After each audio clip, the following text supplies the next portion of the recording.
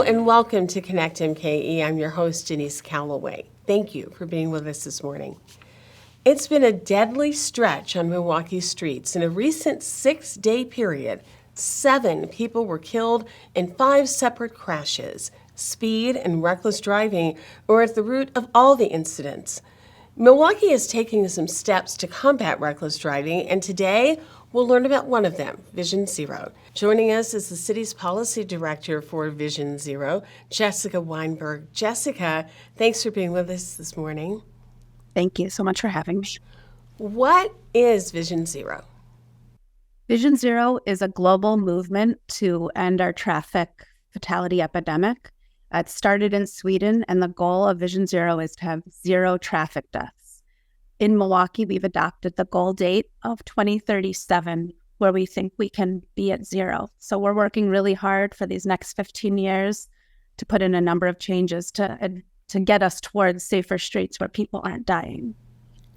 There has been a lot of attention on what is happening in Milwaukee, but reckless driving isn't something that's just limited to one municipality.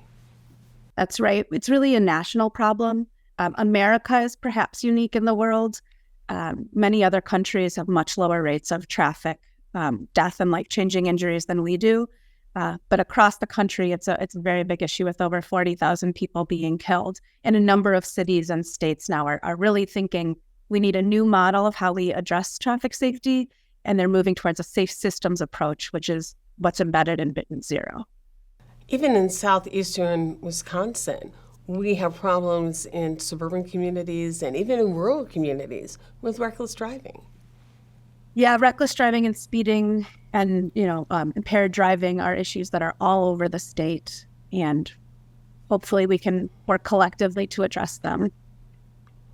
One of the things that the city is doing is in using some calming measures to try to change traffic patterns and slow down drivers.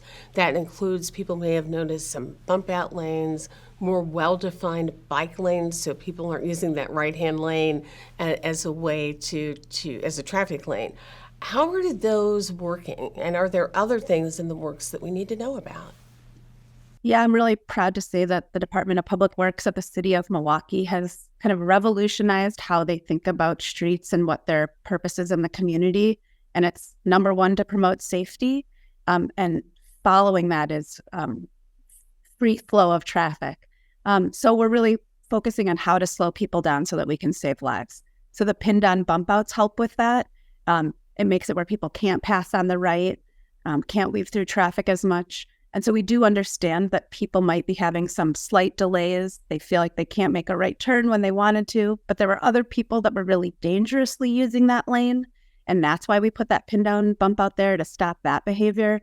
And we just hope that as people think about the lives we're losing, that it's worth having some, possible slower speeds or a little bit more delay, but it's really to keep our community safe. So we're doing a lot more than the pin down bump outs too. There's a number of traffic calming activities, probably in neighborhoods. People are seeing bump outs. We're also doing road diets, narrowing some lanes. We're doing more and more things where we kind of practice with paint and temporary bollards first, and to launch a new design, see how it works, see what the community thinks. And then based on that, can come back later and redo it with more permanent measures once we have the design dialed in.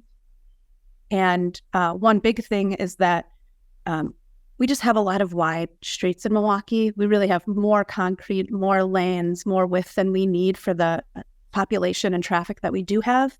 So as we think about, well, if we're not going to have all this concrete and this high number of lanes, what else can we do with it? Can we plant trees? Can we do stormwater management? Can we make it a more pleasant walk for people? Can we make it a shorter distance to cross? Can we get a grandma to the grocery store more easily? And those are kind of the big picture ideas that we're really trying to think about when we're redesigning streets. How do we work to change driver attitudes? Yeah, and I think it starts with ourselves. Each of us individually can help improve driver behavior. Are we following the speed limit all the time? Can we yield to pedestrians and crosswalks marked and unmarked? Can we talk to our family members about the importance of following basic traffic laws? If you're in a car and someone's driving too fast, will you speak up and say, hey, can you slow down? This is not safe for any of us, especially people outside of our car. These things aren't easy, but it really can help if we all take a stand. Also, of course, we are working on when the roads are designed differently, people will naturally go slower. We're working with the police. We're exploring if at some point could traffic enforcement cameras be allowed in the state of Wisconsin? Would that help us in this effort? We're really looking for lots of ideas because we have such a big problem. Jessica, this is such important work you're engaged in. Thank you so much for joining us. Oh, thank you so much. I really appreciate it.